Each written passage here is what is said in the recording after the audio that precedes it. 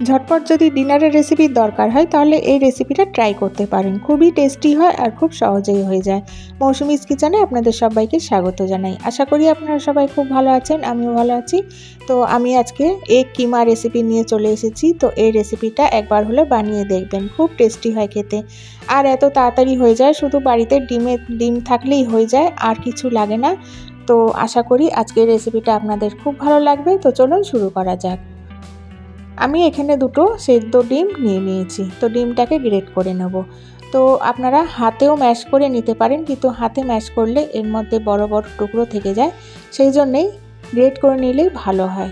তো দেখুন আমি দুজনের মতো বানাচ্ছি, সেই জন্য দুটো ডিম নিলাম। আপনাদের যদি বেশি 3-4 জনের মতো বানাতে হয় তাহলে আরও দুটো ডিম, একটা ডিম বেশি নিয়ে নেবেন। তো এইভাবে দেখুন গ্রেট করে নিলাম, বড় বড় টুকরোগুলোকে এইভাবে গ্রেট করে নিলাম।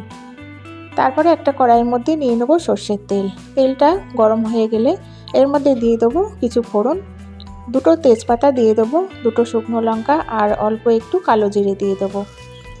দিয়ে এটাকে নাড়াচাড়া করে নেব। ফোড়নটা যখন হয়ে যাবে তখন আমি এর মধ্যে দুটো পেঁয়াজ কুচি আর একটা টমেটো কুচি একসাথে এর মধ্যে দিয়ে দেবো। তো দুটো মিডিয়াম সাইজের পেঁয়াজ আমি নিয়েছি আর একটা মিডিয়াম সাইজের টমেটো। তো দুটোই ভালো করে কুচিয়ে নেওয়ার পর একসাথেই তেলের মধ্যে দিয়ে দিলাম, আর দুটোকে হালকা নাড়াচাড়া করতে করতে ভেজে নিতে হবে। তো এর মধ্যে চাইলে আপনারা ছোট ছোট টুকরো করে আলুও দিতে পারেন, কিন্তু আলু দিলে ভালো লাগে না খেতে। শুধু ডিম দিয়েই করার চেষ্টা করবেন, তো শুধু ডিম দিয়েই ভালো লাগে খেতে। তো পেঁয়াজ আর টমেটোটাকে হালকা করে ভেজে নেব।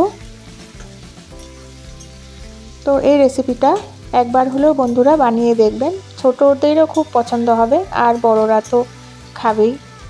তো এই রেসিপিটা ভাত দিয়েও ভালো লাগে, আবার রুটি, লুচি, পরোটা সবার সঙ্গেই ভালো লাগে।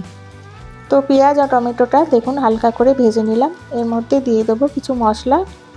প্রথমে দিয়ে দিলাম হলুদ গুঁড়ো, তারপরে লঙ্কার গুঁড়ো, নুন দিয়ে দেবো স্বাদ মতো, আর হাফ চামচের একটু কম দিয়ে দেবো আদা রসুন বাটা। ব্যাস, আর কোনো মশলাই দেব না।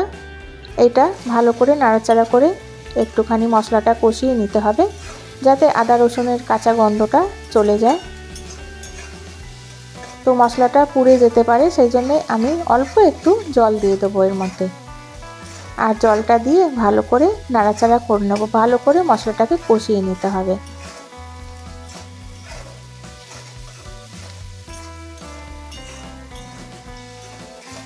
তো বন্ধুরা, আমরা যখন কোথাও বেড়াতে যাই বা রাত্রিরে বাড়ি ফিরি, তখন আর এসে তখন ভালো লাগে না কিছু রান্না করতে, তখন মনে হয় যে হালকা কিছু করে নিলেই হয়ে যায়। তখন এই রেসিপিটা আপনারা বানিয়ে দেখবেন, খুবই সহজে হয়ে যায়। আর শুধু ডিম সেদ্ধ করতে একটু সময় লাগে, না হলে তো ঝটপটই দেখুন তো কত তাড়াতাড়ি হয়ে গেল। আমি অল্প জল দিয়ে মশলাটাকে আবার ভালো করে নাড়াচাড়া করে ভালো করে কষিয়ে নিলাম। তো দেখুন মশলাটা কষানো হয়ে গেছে। এর মধ্যে অল্প একটু চিনি দিয়ে দেবো। চিনিটা দিলে এই রেসিপিটা টেস্ট হয় খুব সুন্দর, সেই জন্যে অল্প একটু চিনি দিয়ে দিলাম। আর আপনারা চিনি না দিলে নাও দিতে পারেন। ভালো করে নাড়াচাড়া করে নিলাম। নিয়ে এবার আমি যে গ্রেট করে রেখেছিলাম ডিমটা, ওটাকে এর মধ্যে দিয়ে দেবো, আর দিয়ে মশলার সঙ্গে ভালো করে মিশিয়ে নেব।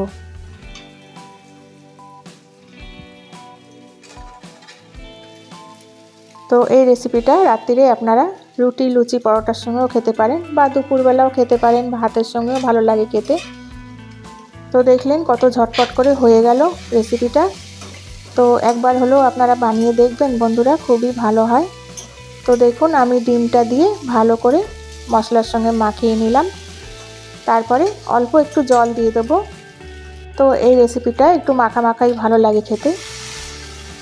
অল্প জল দিয়ে আবার ভালো করে নাড়াচাড়া করে নেব।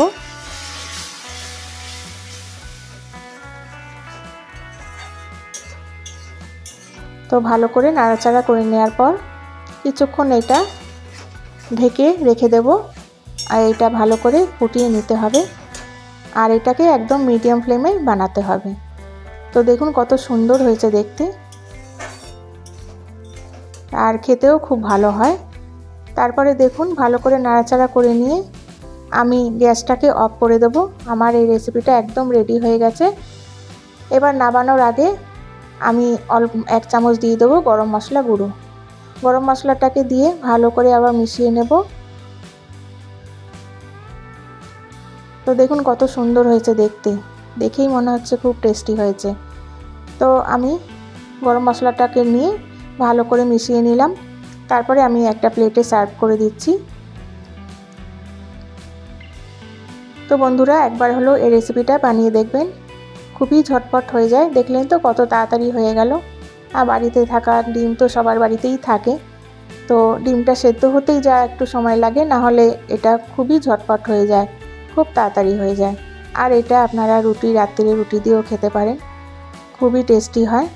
তো আজকের রেসিপিটা আপনাদের কেমন লাগলো আমাকে অবশ্যই কমেন্টস করে জানাবেন। আর যদি ভালো লাগে তাহলে লাইক শেয়ার করবেন। নতুন বন্ধুরা যদি থাকেন তাহলে প্লিজ সাবস্ক্রাইব করে দেবেন।